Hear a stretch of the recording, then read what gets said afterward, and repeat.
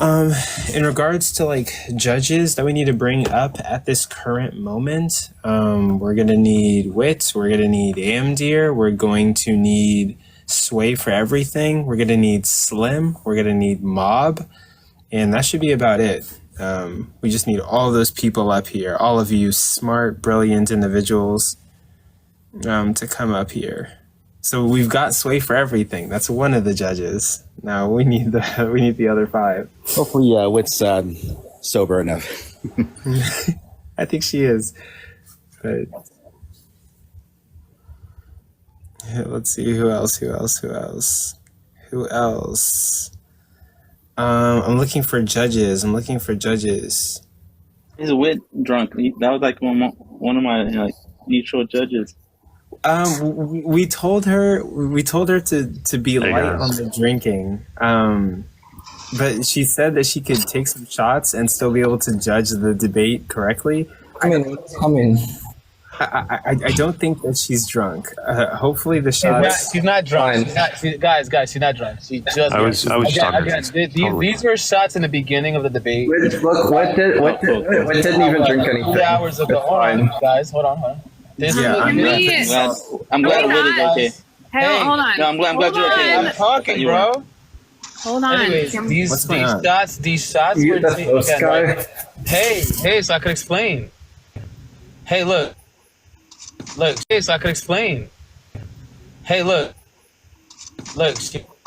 Thing of this, the beginning of the debate was around like 6 o'clock, Eastern time, which was like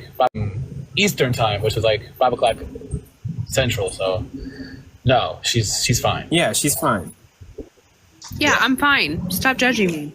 Yeah. We're not. Sway said a joke, and then I was like, she's not drunk, and then Rasol was worried about you being drunk.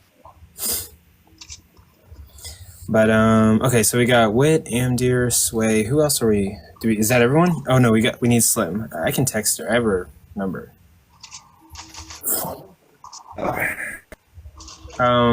Because I form relationships with people, and they're my friends. Yeah, they can probably find where you live from that. They can. They're free to try. I can defend myself. Press X to doubt.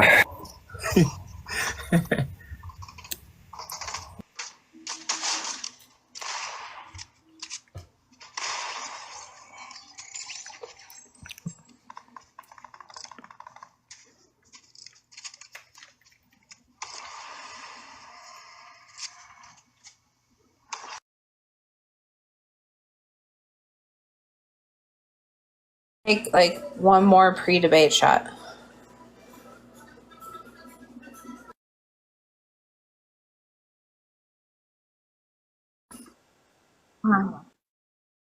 Bet. This is a debate I'm looking forward to. Okay, Slim is here. Join the panel. 20 bomb. I don't know what that is.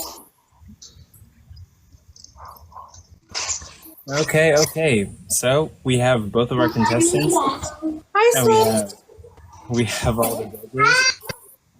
So everyone, this is like the main event of the debate. Everyone's the undercards, but this is like the main highlight debate for this event. And what we have here is Ceasetoknow versus Rasol on is God the necessary principle for intelligibility. This debate specifically was requested to have judges, so we have our judges, and we're going to start the debate. Also, the format was altered a little bit, but let me verify right now you guys on what you wanted the format to be. It's supposed to be 9-minute openers, 8-minute cross-examination, and 5-minute closers. Am I correct? Okay, cool. With that, I don't see any reason why we shouldn't, but I guess we should start, right? Everyone good to go?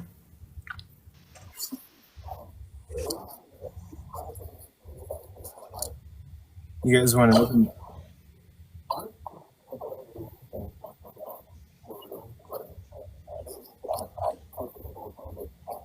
Is that cool? We just do open dialogue?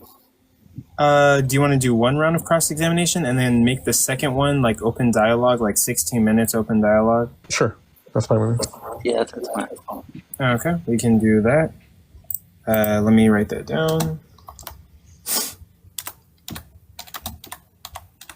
Okay. I'll give up my cross-examination. I don't want cross-examination. I just want open dialogue. Oh, so you just want to go straight to open dialogue? He can have his cross-examination, but I don't want it.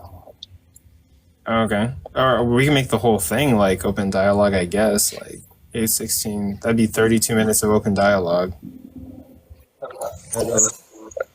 I'll be good faith. I won't try to like filibuster or try to. Well, it's not a thing of good faith. It's just I want to make sure that we get equal time to examine each other's position. That's why usually it's timed. But Yeah, that's fine. You can have yours if you want. Okay. Well, we'll start off with the openers and we'll figure it out as we go. So, the person that's going to go first is the affirmation, and the topic is God necessary principle. Okay, so that would be you, Russell. You got 9 minutes on the clock, and it starts whenever you say your first word. Can you just say it for everybody?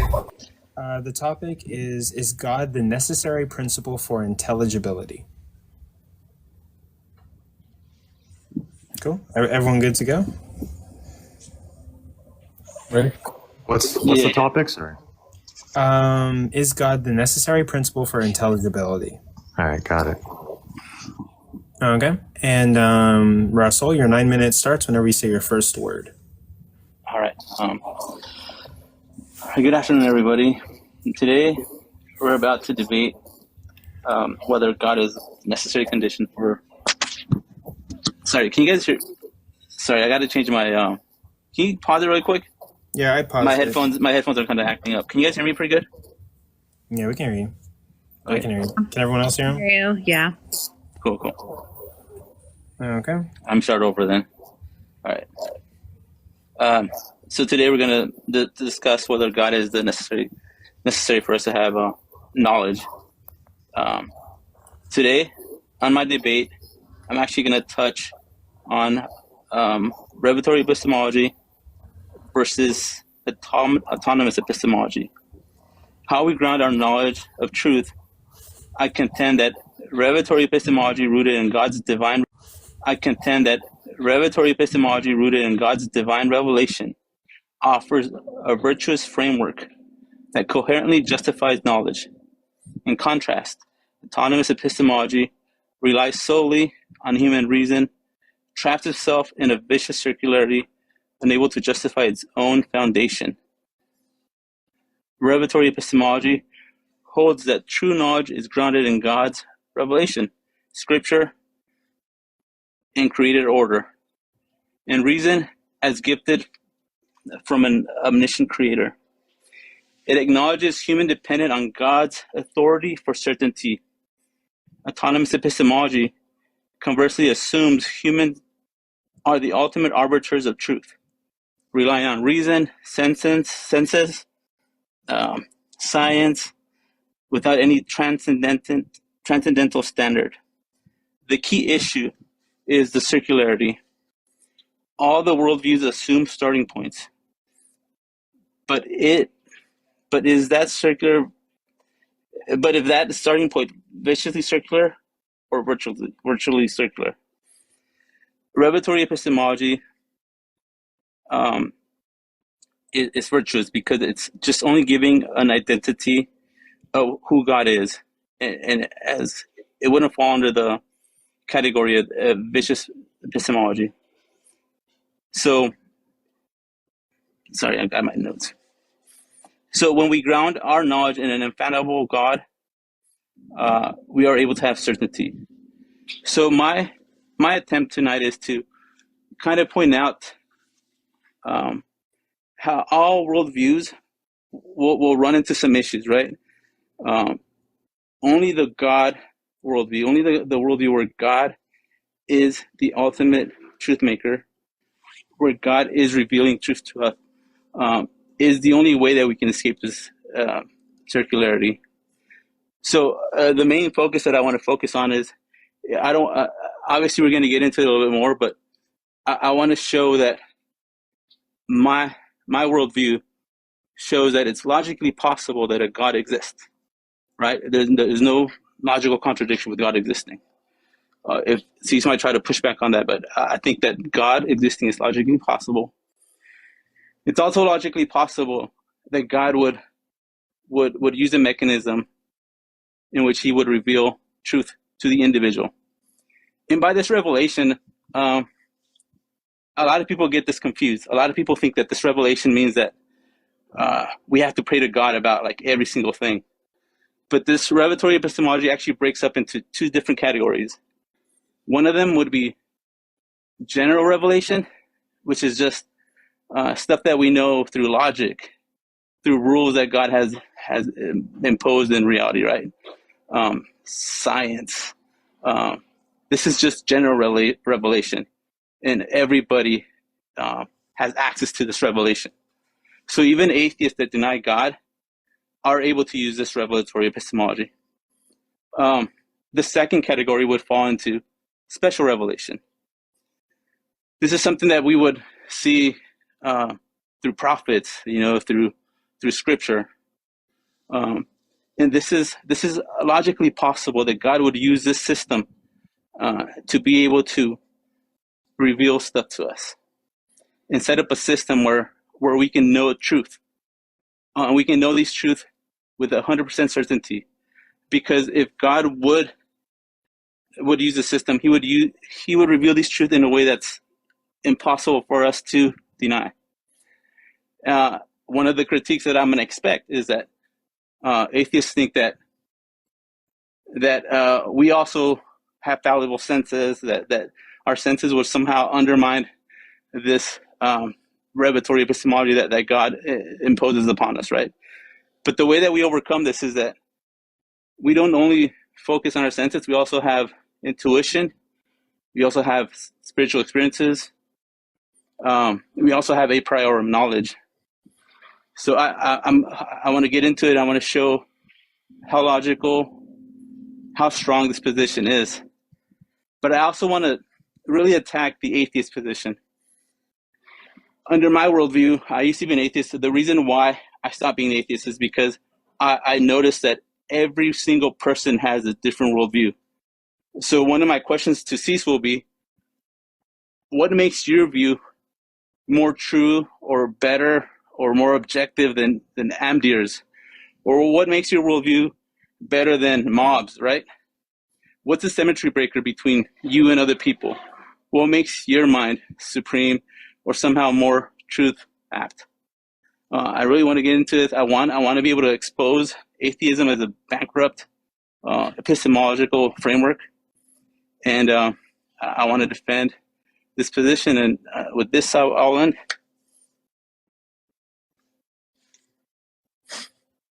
You're ending your time there? Yes. With that, you had 3 minutes left for your opening statement. So Ceasetoknow, it's now your turn. You get 9 minutes on the clock for your opening statement. It starts when you say your first word. Can you guys hear me, first of all? Yeah, we can hear you. Can everyone else hear him? Okay. He's All right. Okay, so firstly, I want to thank you everybody for joining us tonight. This will be my 4th debate on this platform, and I always enjoy the opportunity. I apologize if my voice sounds a little weird. I woke up feeling a bit under the weather today, so please bear with me.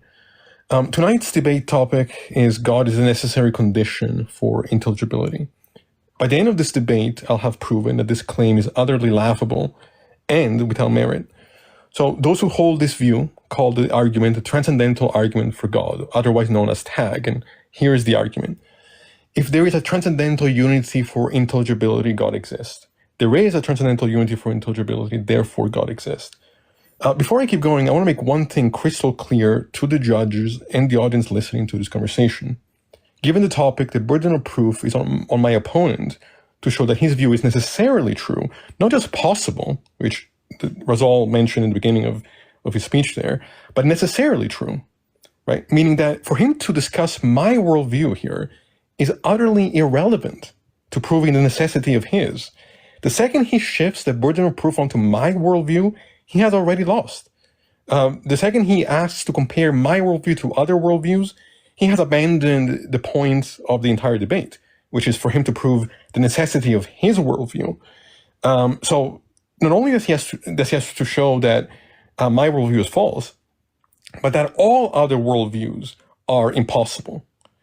Now, my view is that this is an impossible task, which is why tag is not something that is taken seriously whatsoever in the academic context. First, let's define what we even mean by intelligibility. I take that to mean that when something is intelligible, that it possesses the capacity to be comprehended or understood. So here I'm going to go through some of the arguments as to why tag is flawed. One main issue here is that it confuses objective reality with our subjective perception of it. There is no reason for any of us to accept the idea that for intelligibility, we would require perfect access to objective reality as it is, independent of our subjective experience of it. Tag often implies that if humans are solely the product of evolution, they can't have a reliable understanding of the world. However, our subjective belief in our ability to grasp reality doesn't guarantee or necessitate the existence of universal laws or divine origin. Also, just because we are geared towards survival does not mean that we can't also discover truths about our condition. It's not a dichotomy. I would say that actually the evolutionary process does lead us to be capable of understanding our reality on some level, well enough for our survival to be possible in the first place. Now, the claim here is that we can't trust our experience, or that if we rely on our experience to justify it, it's somehow circular. I think this is confused. It's incoherent from my perspective to talk about the capacity to understand outside of the experience of understanding. To ask for external justification of something that is in principle filtered through experience doesn't make any sense. Here's a quick example. If I have the experience of hunger, that experience is self-evident. There's no external justification here required. Or let's say that we look at something that turned out to be an optical illusion.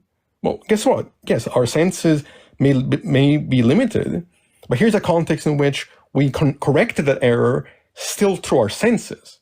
This isn't circular, this is foundational.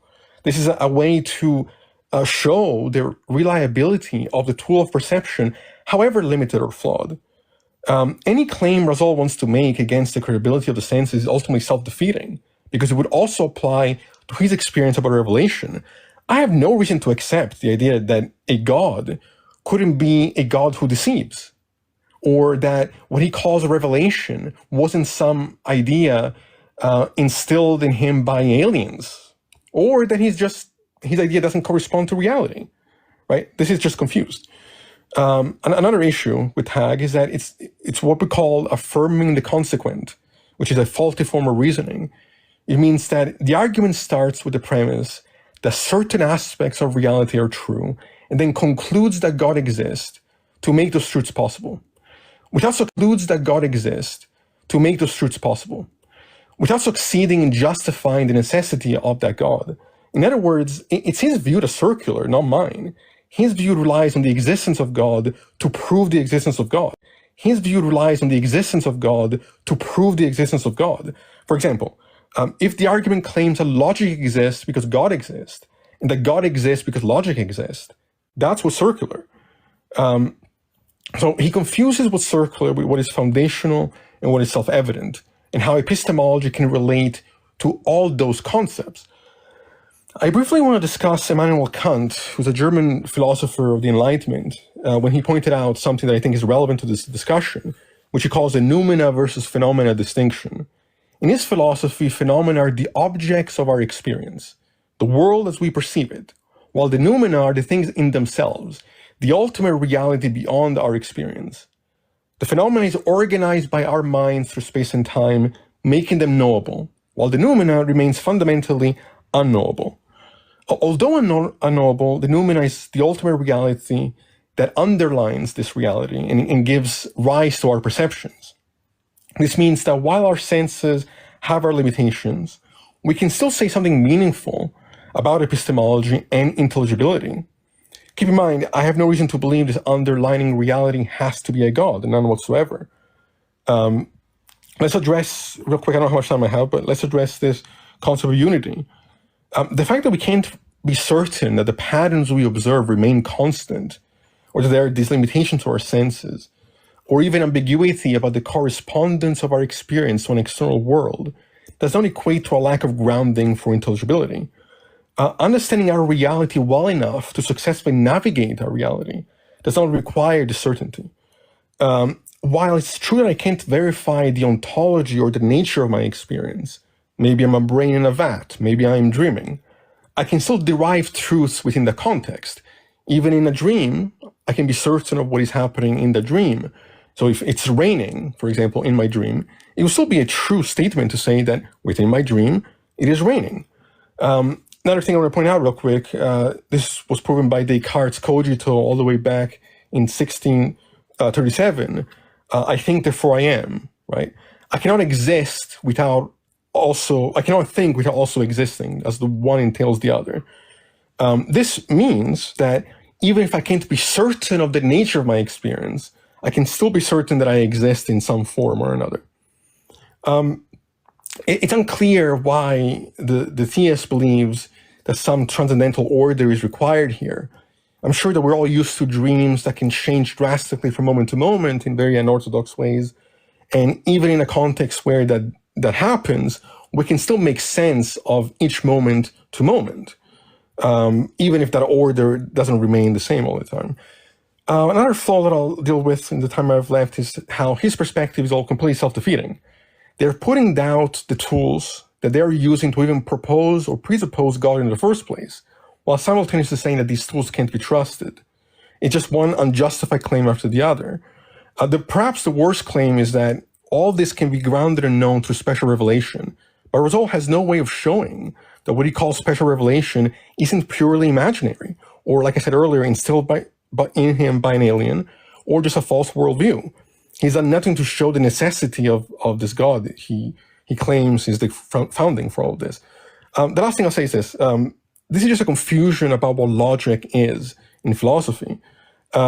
He confuses the map for the territory, right? It may be true that for the map to exist as a description of the territory, that requires a mind. But the territory itself does not require a mind. The territory is what exists, and the map is what we construct to describe the territory. So Rasol is just confused about what the nature of logic is in this conversation. How much time do I have left? 12 seconds. Okay, I will leave it there. Okay. With that, you had 12 seconds remaining. So now this is going to be a little tricky, but Cease, I guess you're going to do your cross-examination. Rasol doesn't want his, and then after that, we're going to... Yeah, I actually do want my... Because before we continue, wasn't the topic was that how do we ground our epistemology, like in reference to objective reality? The topic is God the necessary condition for intelligibility? Intelligibility, correct, yeah. Correct, yeah. So if I'm saying that God is the only way to escape the circularity, right? And all Cease is saying is like, that's impossible for God to be the only way, right? How is, under what modality are you invoking this impossibility? Well, you can hash it out in the cross-examination. Do you want yours? Yeah, let's do this. Okay, cool. At first you said you didn't want yours, but okay. Yeah, but the topic is completely different from what I thought. If he's going to take this approach of just like, the burden of proof is on Rasol to just denounce all other worldviews, I thought we talked about objective reality. Well, hash it out in the cross-examination. That's what they're for. So, but quick question, Coco. Quick question. One of the reasons why I took this debate is because Cease is very openly, like, he talks about grounding objectivity. He talks about having wait, but like, look, under his atheistic worldview, right? Yeah, but so, like as much as I want to hear all that, like, I'm not sure we should do all the meta. Okay. Let's go. Let's just talk about it. But yeah, let's go. Okay. So you get an 8-minute cross-examination. He'll get an 8-minute cross-examination, and then you guys will just do like a 16-minute open dialogue, then 5-minute closers. Your cross-examination will start whenever you say your first word. All right. I'll start right now. Cease. So under when you invoke that it's impossible for me to prove that tag is the only way to ground knowledge. What modality are you invoking? I never said it's impossible. I said I don't think you can do it. And I asked. You said it's impossible. You said it's an impossible task. No, I said I don't think you. Well, did I? I think I said that I don't think it's something you can do. Maybe I was being colorful in my language. I don't see what argument you can provide that would do that, but that's why I'm here. But under what modality are you saying that it's impossible? No, I'm not saying it's impossible. I'm waiting to see if you can do it. Cool. All right. So one of the things, would you agree that if we put epistemic worldviews, right, into categories, right? Let's say that atheism falls into a specific category of worldviews. That would be proven that all atheistic worldviews would be incapable to ground knowledge. Would I have to go through every single atheistic worldview to disprove all worldviews, or can I just make a category blanket statement that because they lack this essential property, therefore atheism is disproven as a possible worldview? No, you would have to show that this property is essential to grounding knowledge. You can be an atheist and hold to any number of different epistemologies. There's nothing about being an atheist. Correct. So that's correct, right? Epistemology. You can see, right, that I don't have to disprove all atheistic worldviews. No, you do. I can just show. Hold on. I can just show that there's a necessary property that the atheistic worldview lacks. No, you have to show that any worldview, right, is by definition. Did you understand what I said? Did you understand what I said when different worldviews fall into like categories? So like all atheistic worldviews would fall into a specific category, right? In the sense that atheism entails specific analytical truths, right? Atheism doesn't entail anything in terms of what epistemology you hold to. So you don't think that all atheistic worldviews deny the existence of a God? They deny the existence of a God, but they don't entail any particular in terms of how they ground their epistemology. Hold on. But if I show that some specific property of God is necessary, right? If I'm able to give that argument, then would that naturally just disprove all atheistic worldviews if I'm able to do that? If you can show, look, the topic. It's a yes or no answer. It's a yes or no response. Sorry, ask the question again. If we can bundle all atheistic worldviews into a category, right? The category would be that they don't believe in revelatory epistemology, or they don't believe in a personal God, right? And if I'm able to show that revelatory epistemology is important or necessary for knowledge, would that then disprove all atheistic worldviews, all views that fall under the umbrella of atheism? You would have to show that your worldview was necessarily true. That's the whole point. Correct. So then I can give arguments as to why revelatory epistemology is a necessary precondition for knowledge, right? Go ahead. No, I mean, that's a question. Yeah, sure. I don't really know what you're saying. I'm waiting for what part are you confused about?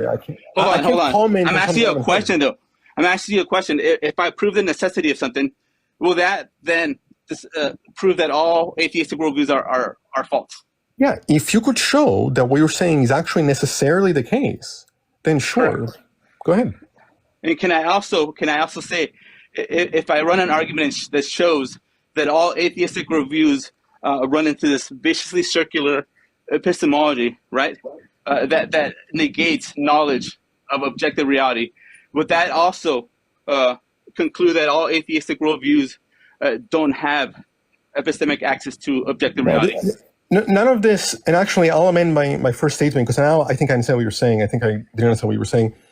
Any failure of atheism or secular epistemologies to ground their perspective would not entail that your perspective was true. So even if you could show that mine or all atheists as a category was false, it wouldn't fall. But if I show in contrast, if I show that revelatory epistemology is necessary or is the only way to escape the circularity, would that then justify the claim that revelatory epistemology would be necessary. When you have both arguments side by side, one pointing out the circularity of atheism, and the other one showing how the Christian God has the ability to overcome the circularity. No, that wouldn't mean that therefore your worldview was true. It would just mean that you didn't run into a similar problem that another worldview ran into. Hold on. Did you listen to what I said though? Yes, I asked you specifically. Can I then discount all atheistic worldviews if they lack the necessary condition for knowledge? No, what do you mean discount? What are you talking about? Like I said in my opening. Okay. If you were to show, I don't want to hear what you said in your opening, right? I asked you a very specific question. If I show that revelatory epistemology is the only way to overcome circularity within the atheistic worldview, right? If I show that, would then that make all atheistic worldviews false? No. Why not? Because it wouldn't be showing that they're failing to actually correspond to reality just because you found that there was some limitation, any more than showing that one worldview was false. Hold on. I'm not showing by logic, by reason, by laws of non-contradict, by like the laws of logic. I'm not showing that one view is impossible. What is the question there? You're not showing that if my worldview is false, that your worldview is true. If I'm showing contradictions on other worldviews through categories, right? Through umbrella, through like, if I'm showing that none of that would show. This is a problem. Hold on. This is what I'm trying to explain, right? When we run tag, we're making an umbrella statement, right? But when we get into the meat of the argument, we show why each category of different worldviews fail, right? So the atheistic of their epistemology, right? So that we can discount that, then we can move maybe to another worldview, right? And we can come up to like present maybe Buddhism, or you can present some other worldview that doesn't have that vicious circularity that atheism has. Rasol, I'm going to answer this again, right, for the fifth time. There's nothing about showing the limitations or failures of other worldviews that shows that your worldview is now necessarily true. Right? That's my answer. My answer is not going to change. Hold on. We have to end the cross-examination there. Ceasetoknow, you're going to get your 8 minutes. Thank you. Starting whenever you say your first word. Sure. Okay. How can you show that what you call special revelation isn't purely imaginary, or that aliens didn't instill this belief in you? Because what the God worldview is not actually describing.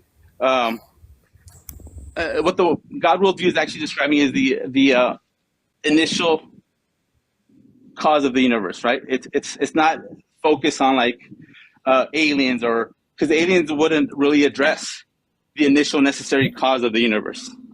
I'm not talking about the cause of the universe. You talked about special revelation being the grounding of your worldview being necessary. I'm asking you, how do you know that this, what you call special revelation as the belief or the grounding, isn't something that was instilled in you by aliens? No, because we have what is called the Holy Ghost. So when we feel the Holy Ghost, it's an undeniable confirmation of what is being revealed is true. This is begging the question, because all of that, what you just said, could simply be part of the belief instilled in you. So that's just begging the question entirely against my contention. Let me move on to another question. Can you define foundationalism in epistemology for me? Foundationalism, it would be kind of like a foundation that you would use to ground your beliefs. What is well, what do you mean by foundation there? So it would be like some kind of framework or something that you would use to validate what it is that you believe. Not exactly. It's the idea that there are beliefs called basic beliefs, which do not need external justification. Could you provide the contradiction in foundationalism for me? Okay. So ask the question again. You're telling me that there's foundational beliefs, and what is the contradiction in having foundational belief system? Yeah, what is P and not P? What is a contradiction in foundationalism? Did I ever claim that there's a contradiction? Yes, you would have to be claiming that if you're saying the tag is the argument you're running with. That, by definition, if it's saying the tag is necessary, then that's absolutely what you're claiming. I mean, you're not trying to do an argument here. This is okay. Hold on. Okay, so let me. Okay, so you're saying that this foundationalism is actually kind of some kind of axiom, a set of axioms that you're using to ground your epistemology? I'm asking you. No, I'm not talking about my own view. I'm asking if you know what it is and what the contradiction is. That's what I'm asking. Hold on. Let me. I have clarify. 6 questions here. Clarify though. Sure. You have to so are you saying that are you saying that what's wrong with having axioms? No, I didn't say anything about axioms being wrong. Let me ask a different question. Can you define fallibilism in epistemology for me? So fallibilism would be just the view that you don't have to have 100% certainty in your view to have some kind of justified belief. What's the contradiction in that view?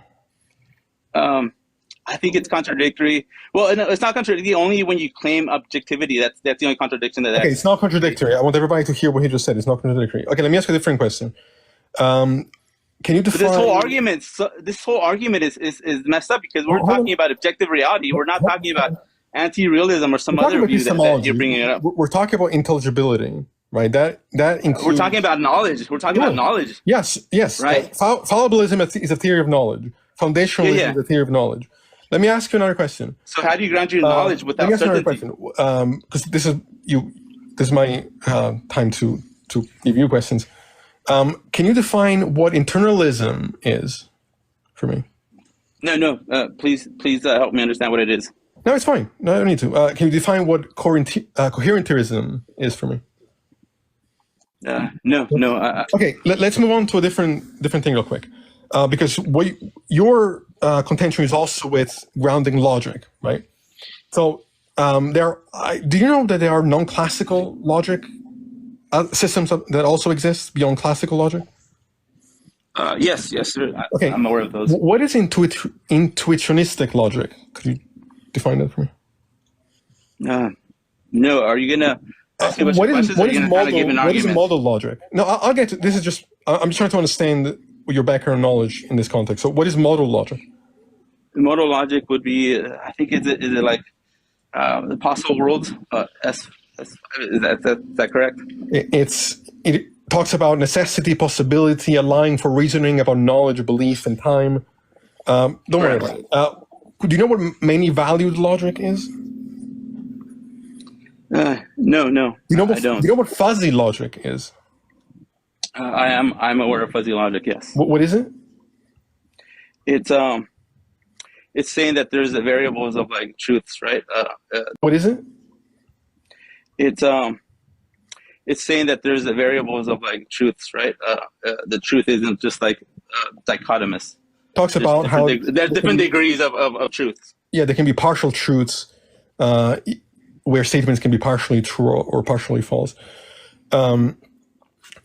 So what I'm trying to point to here in these questions is the fact that you're holding to a view that makes claims about these fields of philosophy, epistemology, these different types of logics. And you seem to be unaware of what these arguments are expressing. You seem to be unable to provide contradictions in any of these worldviews. Your concern with tag is precisely only concerned with classical logic. It doesn't deal with these other logics that I just mentioned. You agreed. I mean, I asked you for the contradiction earlier. You said there wasn't a contradiction in coherentism, that there isn't a contradiction in foundationalism. I take that to be a concession. If you're saying that it isn't a concession, are possible and not contradictory, it isn't a concession. You have failed to understand what tag is trying to do. But it isn't it is. I'm not conceding anything, right? If you want to make an argument for some other world, I do understand it. Don't tell me that I don't. right? We're actually arguing whether objective reality exists, right? This is what Tag is attempting to do. If you want to argue something else that's not objective reality and bring up all these different epistemological we are frameworks, arguing about whether or not God is necessary for knowledge and for intelligibility, right? well, okay, let's You talk about haven't knowledge. shown that to be the case. All you've done is claim What it. are you invoking knowledge to be, Cease? Say it again.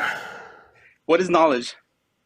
I can take to justify true belief. I can take knowledge in a context of a constructionist perspective, or like I can take knowledge to be when I'm talking about my phenomenology. So if I have the experience of thirst, I can say I know that I'm thirsty, right? So do you understand that Tag is specifically arguing for objective knowledge, right?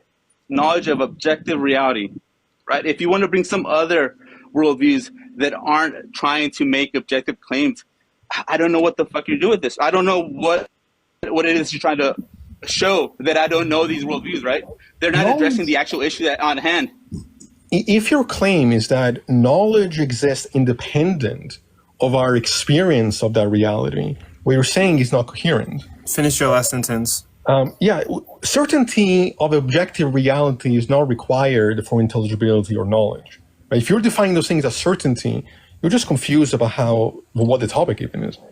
Okay, we'll stop it right there.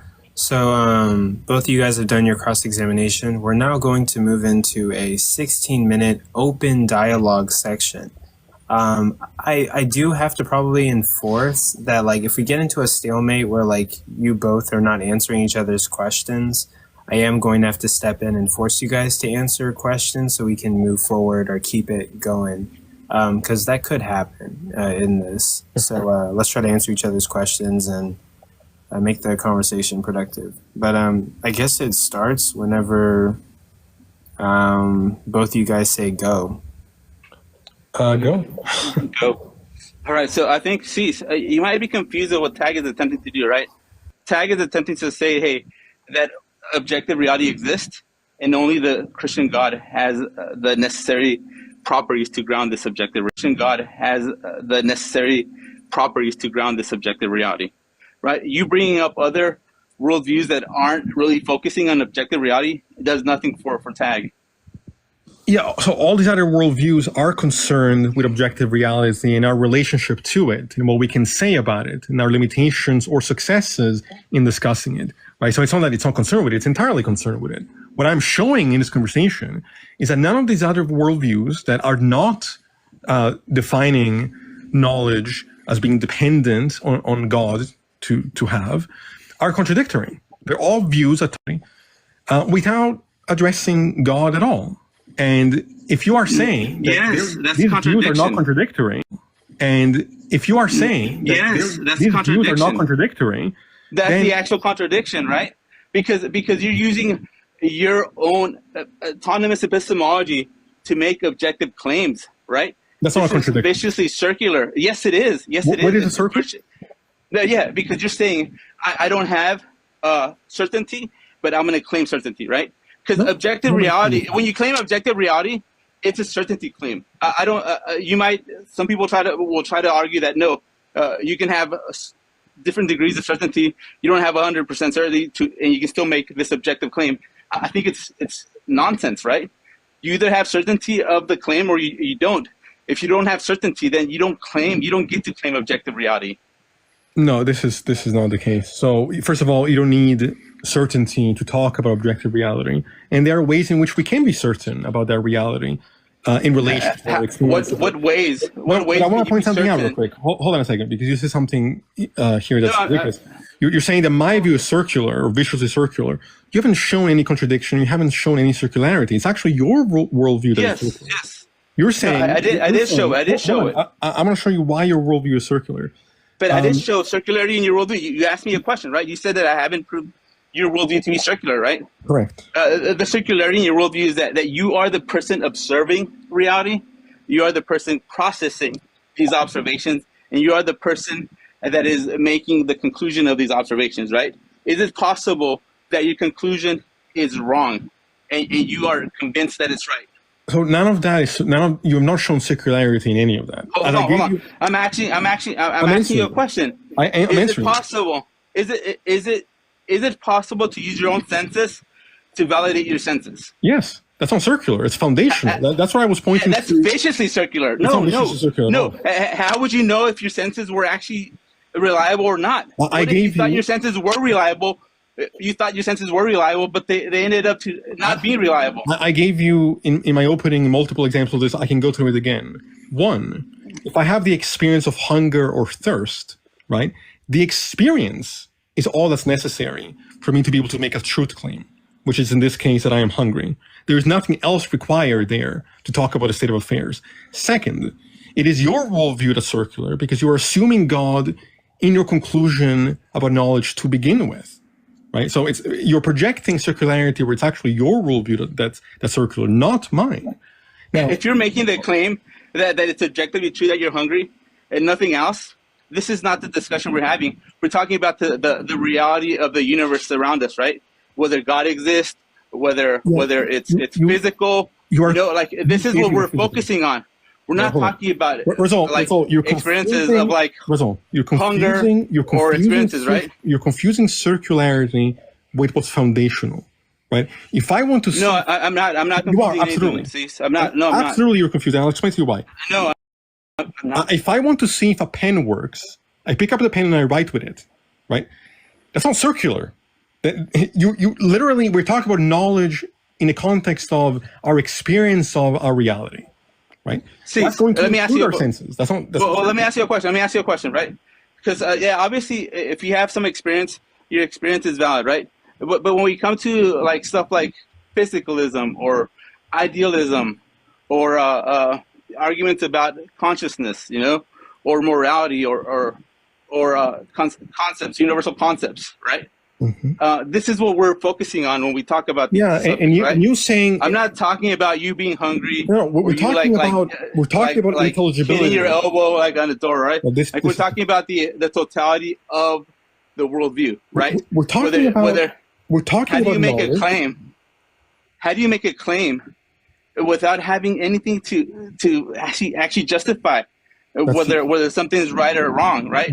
That's still a claim. You're saying that we have no way of justifying it. It's simply the claim you keep repeating that you haven't shown any argumentation for. This is just what you keep saying over and over again. You haven't shown I'm asking you, right? Of your worldview.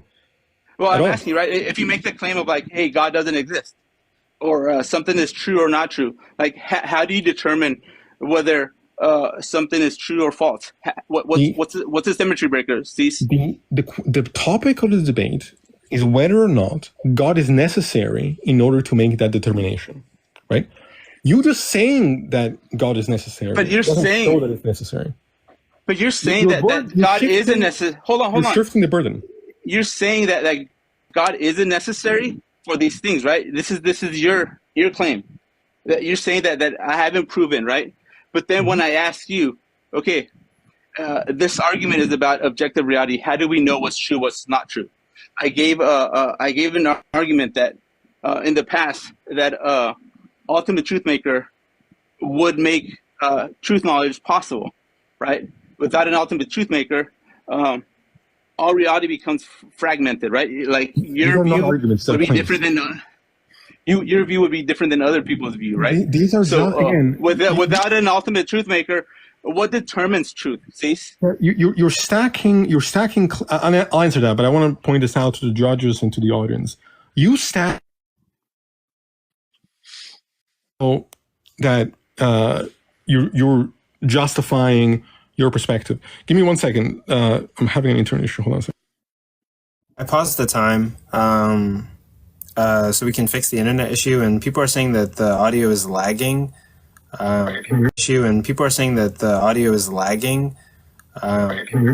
Everyone check your audio. But you sound good now.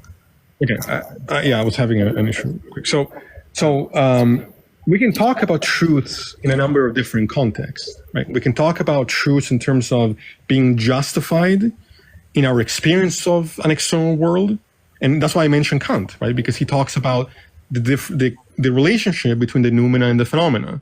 that the noumena gives rise to the phenomena and functions as a foundation of the phenomena.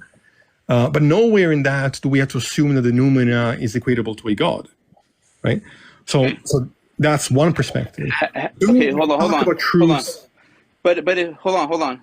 If you're presented by multiple worldviews, how do you determine the truth? Which of the worldviews is true? Cease. Yeah, we can compare and contrast epistemic virtues. We can Cease. Yeah, we can compare and contrast epistemic virtues. We can compare and contrast whether or not these views have limitations. But this doesn't necessarily tell us. Again, you're conflating certainty with knowledge and intelligibility with certainty. I said before, all you're doing here is shifting the burden of proof, while the topic here is to show why your worldview is necessarily the case. You haven't done that.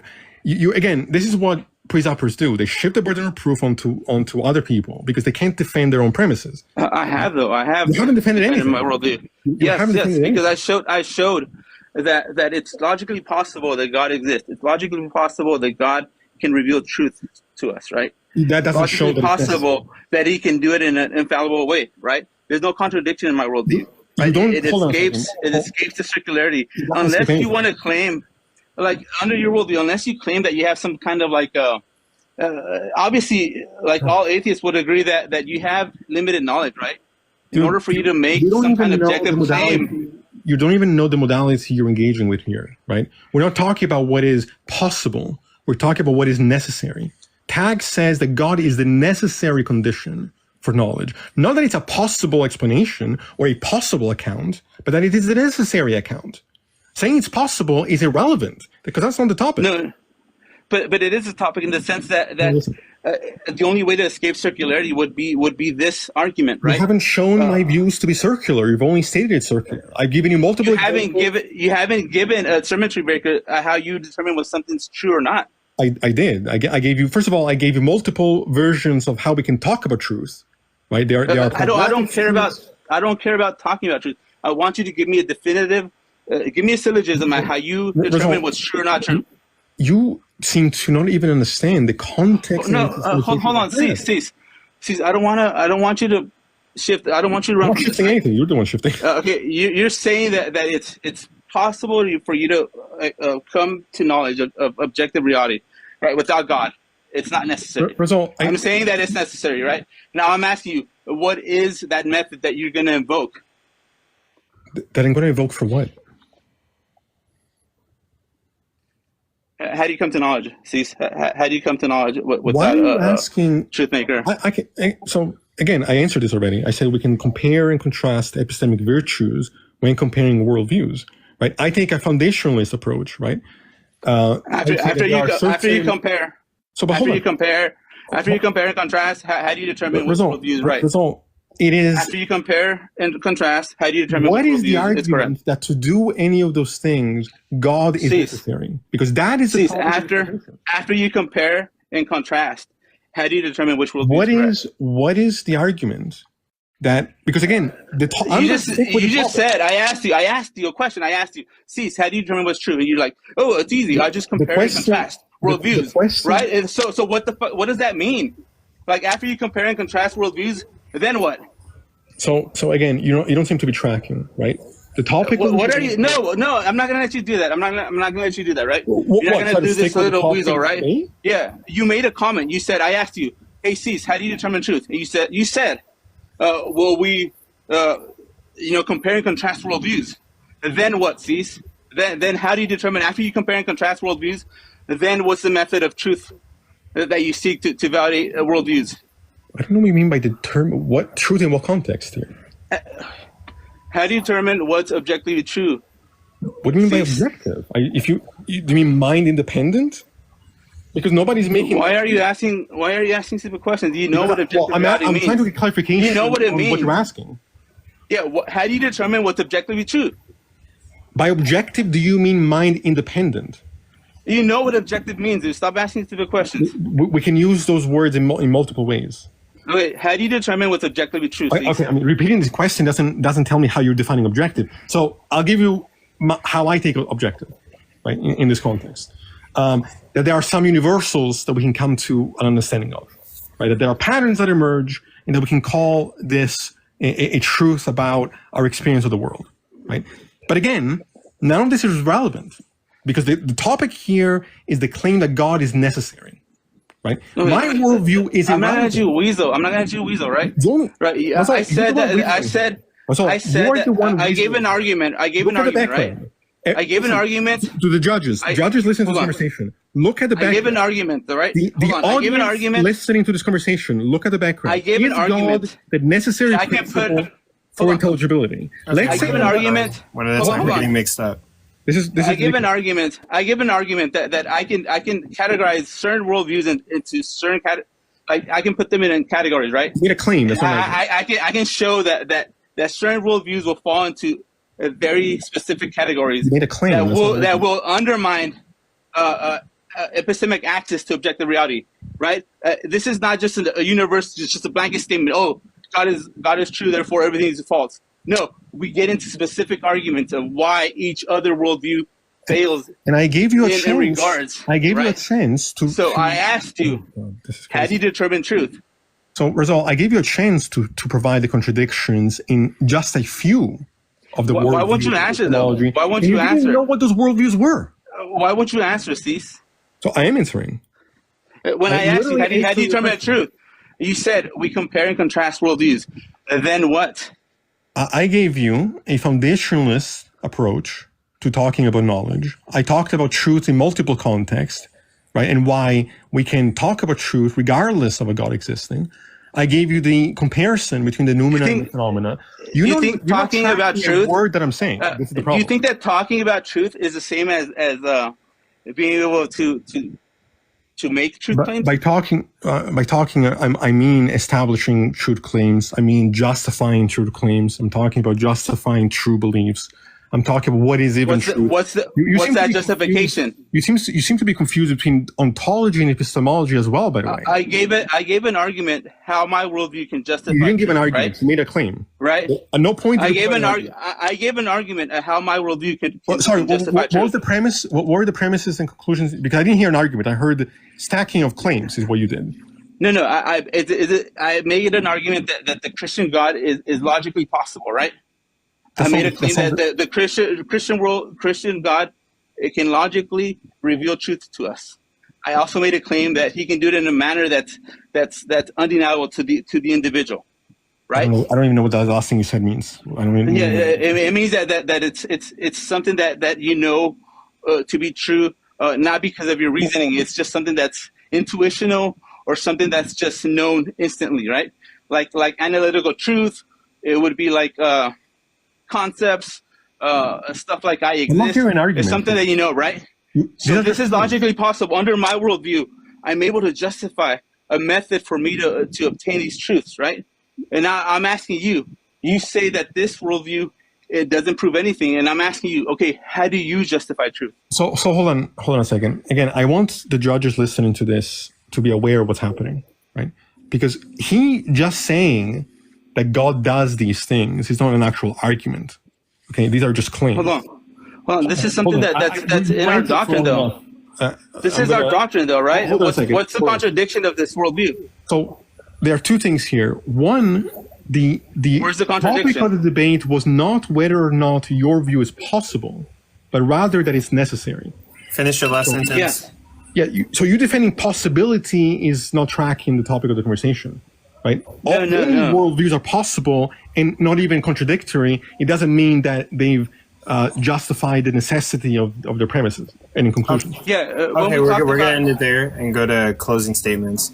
Okay. Russell, you get the first closing statement, and it's going to be 5 minutes. I'll start whenever you say. I'll start right now. Yeah. So this is frustrating, right? The only reason I took this argument against Cease is because Cease is a very, very arrogant atheist, right? When you go into his lives, he'll make these claims of like, oh yeah, I can prove objective reality under my atheism, right? So this conversation was supposed to talk about objective reality, right? How we can know if something's true or not, right? It wasn't the ordinary tag where like, oh, God is the only way, right? I was going to show how multiple arguments can disqualify certain worldviews from being taken seriously, right? Like the atheistic worldview is just irrational. It's a viciously circular epistemological framework that just has no value. It's intellectually bankrupt. It has no way to like justify knowledge. Like I asked Cease, right? Hey, how do you know what truth is?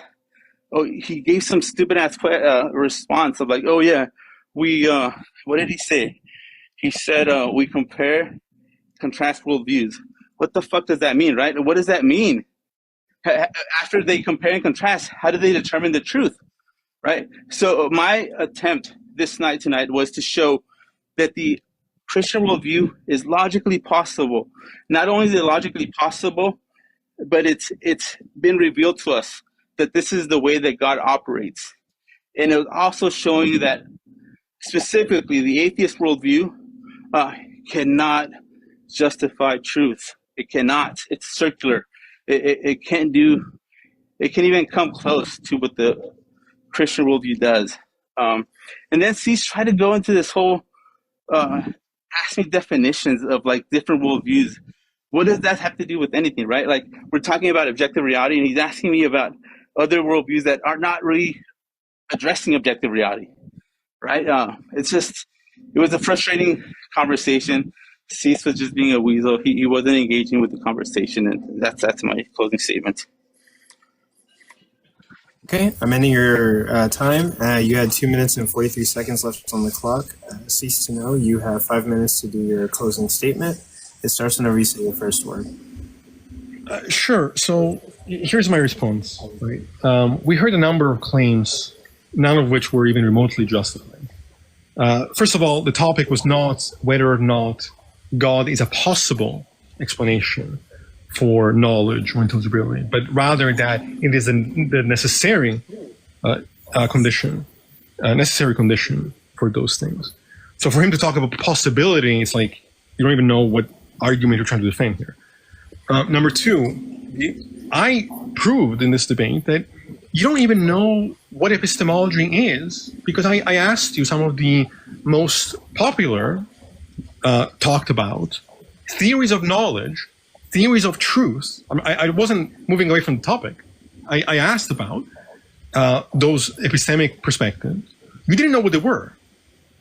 You got, I think, 1 out of 4, and you got the one you got, half right. I asked you for contradictions in those worldviews, which would be the case if tag was true, that all other worldviews have to be contradictory and impossible by definition. You couldn't provide those contradictions. At one point, you even conceded and said that there weren't contradictions in those views. You are severely confused as to what is even happening here. And you want to say that I'm arrogant. I think you confuse arrogance for confidence. I'm confident in what I'm talking about because I put in the time to study and learn what these theories are and what is even meant by truth and what is meant by objective reality and what is meant by subjective experience and how all these things relate to one another, right? My worldview and other worldviews are irrelevant to the topic of this conversation. The topic of the conversation wasn't, let's do a worldview comparison, right? I would gladly do that with you or anybody else, right? But that was not the topic we agreed to. The topic we agreed to was, is God a necessary principle for intelligibility and knowledge? Not comparing, because again, my personal worldview about how I account for what I think truth is could fail, and your worldview not be proven. My worldview could fail, and you could still have failed to show that God is a necessary condition for your perspective, right? And I said that in the beginning, I said that from the get-go, right? And so, I predicted that this is what would happen because you've had these conversations before, and you don't seem to learn from your mistakes, right? You cannot shift the burden of proof onto everybody else when the burden is on you to show why your perspective is necessary. Now, you completely avoided and begged the question against my contention about... This was. Hey, stop. It's his closing statement. You can't do that. How much time do I have? I don't know what you but 2 minutes and 2 seconds. Yeah, I'll address the revelation issue again, right? he provided no justification for me to believe that his so-called revelation isn't purely imaginary, right? He didn't show that a God could exist who might be an evil God and might deceive on purpose. He couldn't show that it couldn't be possible that aliens didn't instill a false belief in him about this revelation. He didn't show that he couldn't simply just have a poorly thought out belief that fails to correspond to reality by virtue of not actually engaging in any real philosophy and just being, a loudmouth on TikTok. If he understands that there are these possibilities, that these other worldviews are possible, which he said multiple times, right? When I asked for the contradictions in those epistemic perspectives, like fallibilism and foundationalism, he didn't provide any contradictions. He said they are possible. Then he has failed in his objective to show that God is a necessary principle for intelligibility. Right? He has failed to do that. I think I'll leave it there. I don't think there's much more to say. Okay. You had 33 seconds left on the clock. No, look, the last thing I'll say is this. I appreciate you giving me the chance to do this. I don't personally think I'm particularly arrogant. I think I just have little patience for people who talk about things that they don't remotely understand or understand the context of. So I'll leave it there. Okay, and that will conclude the debate. Judges, now would be the time for you to finalize your scores and come to a decision on who you thought won. So we can reveal that before the next debate. We will do an audience vote, but the audience vote is not going to count at all whatsoever to the scores tonight. It is just going to be off the record. We're just taking an audience vote, but it's not going to count at all to any record. It won't be posted on my blog site. It is just for the fuck of it. But Vacation, what do you mean by scores? I don't know what that is. Are we just saying who won or whatever? yeah, you guys are just coming to your final conclusions on who won, and you can give whatever explanation that led to that conclusion. Sorry, can I just ask quick? What are all the ways that we can vote? Is it cease, Rasol? Is there like abstain? Like what are all the options of how you can vote?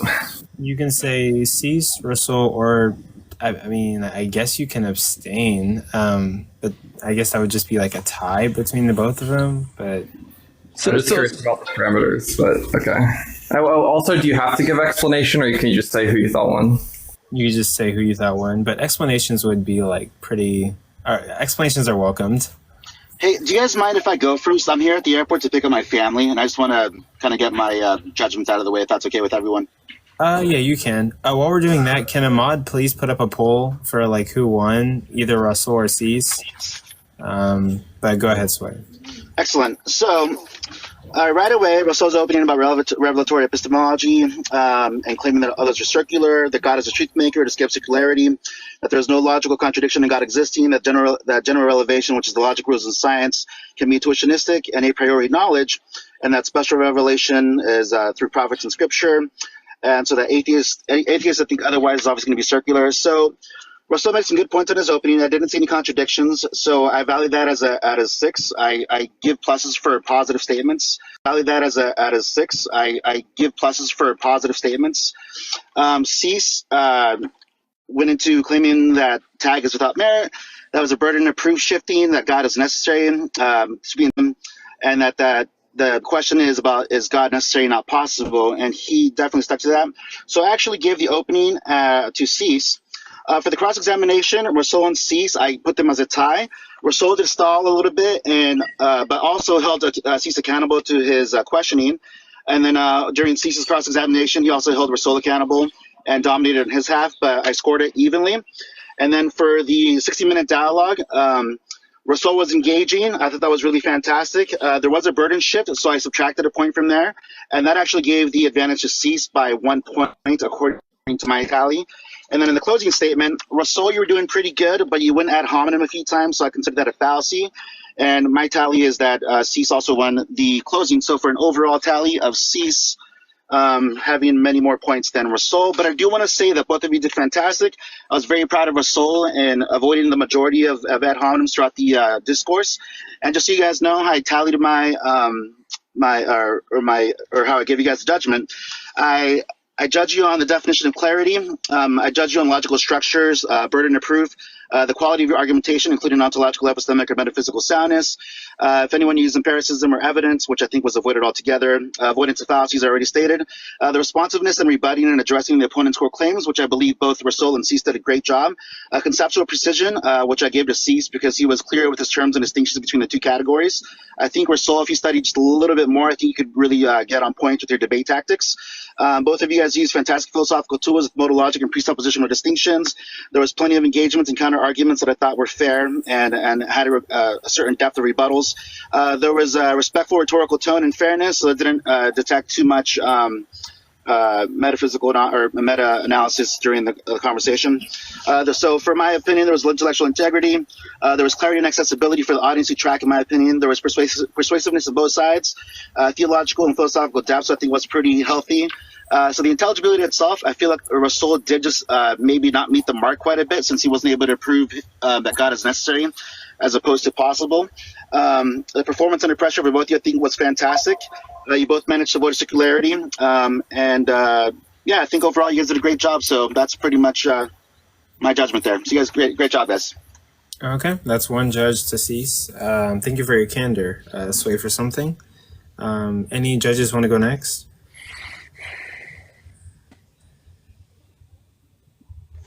Yeah, Slim does. On the spot like that. Don't do that. Wow, that's crazy. Okay, so I mean, I don't disagree with anything Sway said, honestly. I do want to say, like, in the opening statements, like, Rasol, like, you did a pretty good job. But when it came to, like, the cross-exam, I think you should have hit more harder with certain points. If people are making assertions, you should have just attacked the assertion more so than just trying to justify yours. And it was a bit of burden shifting. Since you were making a few assertions within your statements that I feel like Rasol could have countered, but I understand when you're overstimulated and hyper-focused, you kind of just like lose yourself in the whole debate. So I would give it to Ceasetoknow, and only simply because, like, when he was asking you about the different, what's the word I'm looking for? Cease, what was it again? My God. Are you talking about the theories of truth? Yes. When you were speaking about those, I feel like, Rasol, if you had like a little more education on those, you could have countered how those specific things could have been problematic if you're saying that God is necessary. I feel like you should attack more that God is necessary than the whole objective thing. That was a whole different topic. But I still think you did pretty good, and you did hold his feet to the fire on certain things, and you didn't let him run. And same goes for Ceasetoknow. So great job, you guys. Oh, so you're casting for Cease? Cease. Okay. Who wants to go next?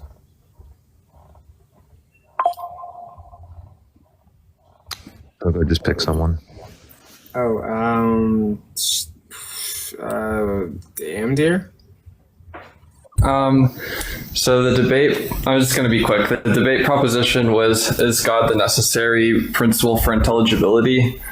And we spent the whole debate talking about whether God's necessary for knowledge, whether God's necessary for logic, whether God's necessary for truth-making. And I want to flag here, none of that is whether or not God is necessary for intelligibility.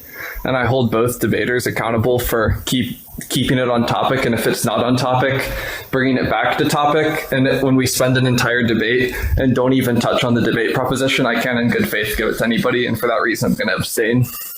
I mean, I tried to bring it back to the topic. I kept saying that's the topic in the background. You just... Well, I heard you would say something about that and then bring up something about epistemology or something about logic. I didn't hear any point where we brought it back to intelligibility. That's not in response to what he was saying, but I mean, how can you... I mean, I didn't know that it was possible to abstain. But... All right, my turn.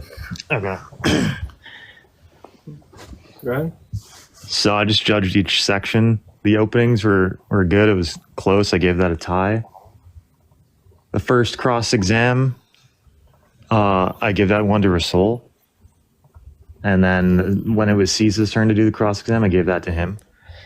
So it's currently a tie. And then for the open dialogue, it was very close, but I gave it to Cease. So Cease wins overall.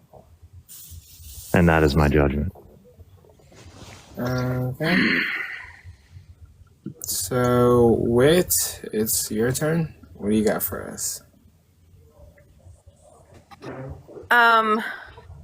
Yeah, I would say that both the opening statements seem to be pretty strong.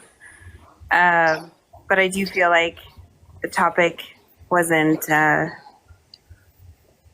it didn't stay linear as far as that goes. I do feel like Rasol was pretty strong at keeping Cease trying to stay on topic, but I also feel like Cease was pretty strong at that as well. But I don't feel that either one of them kind of kept to the topic. So I would probably have to say, in terms of the debate, I'd have to give it over to Cease. Okay, you're casting your vote for Cease.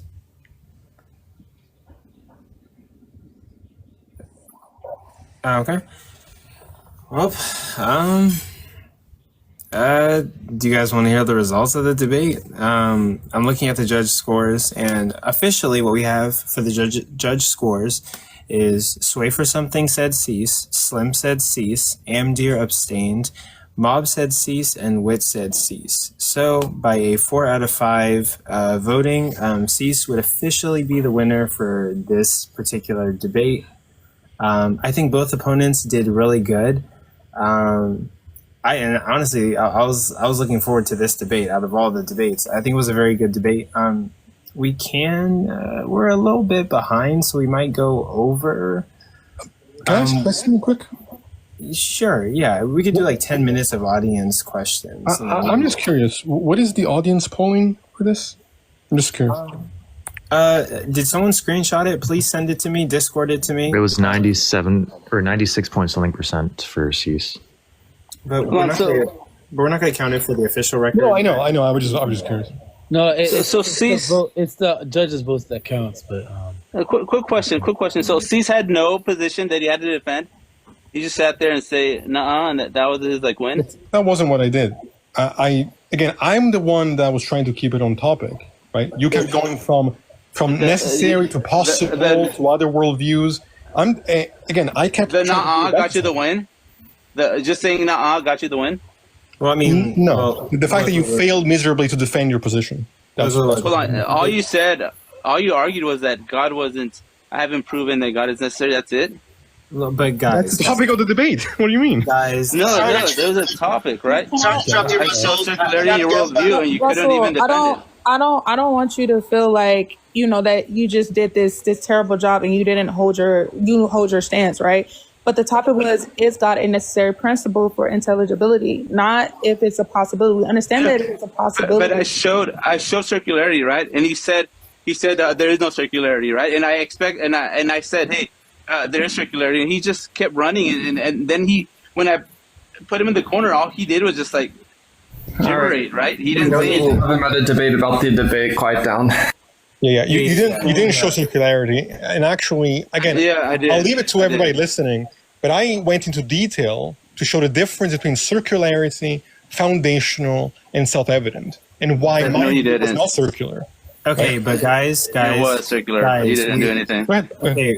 Hey, we sat here for an hour. You guys both agreed on judges. Yep. The judges have submitted their votes. It's an official win for Cease. It's over. That's it. Can we do questions now from the... You guys want a rematch? We can do a rematch. We're not going to debate about the debate. Just accept the loss, accept the wins, learn from it, and grow. Can you let people up to ask questions now? Yeah. That's what we're going to do now. Yeah, the judges is what counts. So whatever the judges agreed on, that's going to be what dictates the winner for this specific debate. So. Cyber, what you got for us? Yeah, so my question is for Rasol. So when you're having your back blown out, do you like to have your mouth fishhooked or your hair pulled? I didn't get blown out. Cease is a weasel, just like you, bud. I'll respond. I'll let the conversation, which I hope. Cease, you didn't do anything, dude. You didn't do anything. Cease, stop acting like you did anything. You can call me whatever you want. I'll let my arguments speak for themselves. You didn't do any. You didn't do an argument. I'll let your lack of understanding. You didn't have an argument. You didn't have a. You didn't have a position to defend. That's okay. Do you have any other questions? Yeah. Go ahead. New guest. Yeah, so Rasol, were you not so when Cease was trying to give you like systems of truth, theories of truth or theories of epistemological verification, do you understand that when you implant your notion of what truth is, you're just begging the question, because he's giving you the notion of truth based off these theories of truths, and you're just giving this blanket already understanding that you have the truth, the theory of truth that you hold, and asserting as to how it's possible under that theory of truth. It doesn't make sense. Did you notice when Cease was acting like he didn't know what objectivity meant? Did you notice that? Yeah, objective would just be, mean that the truth maker is just some indexed by some stance independent thing, but that doesn't pertain to truth. Okay, when you're talking about what truth is, you don't think objectivity is truth? I don't know what it meant, by the way. I was using different contexts. Hold on, you don't think? Listen. I'm hold telling on. you that Quick he's giving you different notions of truth. He's giving you different notions of truth, right? What do you think the conversation was? What do you think the conversation was? It was what type of truth about is God what type of truth principle for intelligibility, bro? That was what type of truth? What type of truth were we discussing? Well, yeah, it depends on your system of epistemological verification, your theory of truth. What type of truth do you think we were discussing in this conversation? You just answered the question. Again, it just depends. Rasol, I don't know. If you don't study philosophy, why do you put yourself in these philosophical debates? But hold on. The very notion of truth is dependent on the person, on the position being held. You don't think that we were discussing objective truth? Oh, Lord. How that's defined and understood depends on the perspective. Yes, it depends on your position. So that's why I was bringing those things up. Look, objective truth has different meanings, Cease? You are Hold on, unequipped. shut the fuck up, dude. You're an idiot, dude. You think objective truth has multiple meanings? Rasol, in regards to epistemology? You fucking weasel. You think objective truth has different meanings in regards to epistemology? It absolutely does. And even the term objective. Yeah, okay. So tell me how. Tell me how. Rasol, because there are theories as to what leads to truth. There are theories as to what You're unequipped to have this discussion. Cease, shut the hell up. What do you think we were discussing, Cease? Rasol, weasel, dude. This is why I didn't want to. This is why I didn't want to. I knew he was going to do this, right? I'm not crashing Rasol, out. you crash out. You're not weasel, bro. Guys. We got judges. Right, we're not having like a debate within a debate. We're just going to ask questions. And then if you answer the questions, then we can move on to another question. I'll let Rhaegar go up here. But Rasol, just look, there's different notions of truth and knowledge under epistemology, and different theories of epistemological verification. And you can't assert your theory of truth on everybody, bro. That's all. Yeah, this was okay. So that's all you gotta say, bro. Rasol, you have anything else to say? No. I think it's evident what we're talking about when we talk about objective truth. That's fine. We'll move on to the next question.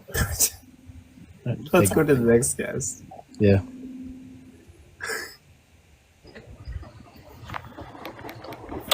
I just had a question for Rasol, if I may. When Cease asked you if you knew what various different forms or positions within epistemology are, and you responded to most of them that you didn't know what they were. Were you were you trolling, or you genuinely don't know what things like coherentism? Yeah, I didn't see the relevance to it. Okay, but you do know what they are, right? No, there's some that I didn't know, but I didn't see the relevance to the arguments. No, I don't know how me not knowing about some kind of worldview somehow addresses the topic in hand, right? No, it doesn't address it at all. I just would expect somebody of your stature and consistency in the community to have some idea or some inkling of what those things would be. I knew some of them, right? So I don't see the relevance to why he would ask me all these things and not defend his actual worldview. The thing is that he didn't have a position to defend, so yeah, it's easy to debate like that, right? If I don't have any burden, I don't have anything that I have to defend, yeah, I'll take that debate any day. You agreed to the topic. We could have done a worldview comparison. I didn't force you to take the topic. Look back on our look back on our text. arguments. Look back on our tag. Look back on our text, right? See what I requested, right? Yes, we agreed on the topic. That's the topic. Yeah. You started off your opening saying this is the topic. What are you talking about? Yeah, you guys agreed on the topic. You agreed on the judges. There was no confusion here. Cease, you didn't have a position to defend. You didn't do anything. All right, I'm not gonna do the meta here. You can cope. I don't know what to tell you.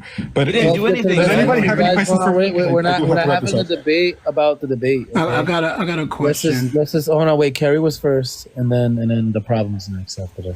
Yeah. Also, judges, you're only here to judge this debate, so you don't have to stay. But if you want to, you can. But your job. Especially if you have any questions, yeah, you could stay if you have any questions, right? Because we're trying to get as many people up here with questions as possible. So I mean, yeah. So Kerry, do you have any questions for either of the? Wait, you said I can go now? Yeah, you guys. Yeah, judges can go now. Thank you for coming up. Thank you for judging. So go ahead, Kerry, if you have a question. And to whom do you have a question? Thank you, AR. Yes, I have just one question for Rasol. Without looking at your phone screen, can you tell me what this debate was actually supposed to be about? Because I didn't hear it during the debate. Thank you. Yeah, it was about how God grounds my epistemology and how atheism grounds Cease's epistemology. Okay, the problem, do you have a question? Yeah, so I had a question about, y'all are saying that there are different types of truth, correct? Y'all are saying that there are different types of truth, correct? Yes. Yeah. Okay, so there is no objective truth. It's not looking. So there is subjective truth and objective truth. Is that your claim? No, Prophet. Listen, there's different types of. Yeah, but no, this was a question for them. It's fine. I was the one saying that. My bad. No, I understand. It's fine. Wait, are you asking me? No, I'm just trying to get some clarity on: is truth objective, or like does it change with each person's view? Look, there's different ways we can talk about it. We can talk about truth as being the state of affairs independent of perception, and that may be inaccessible to us to some degree, right? But then our experience of that state of affairs is subjective, and there are truths that can emerge from that experience.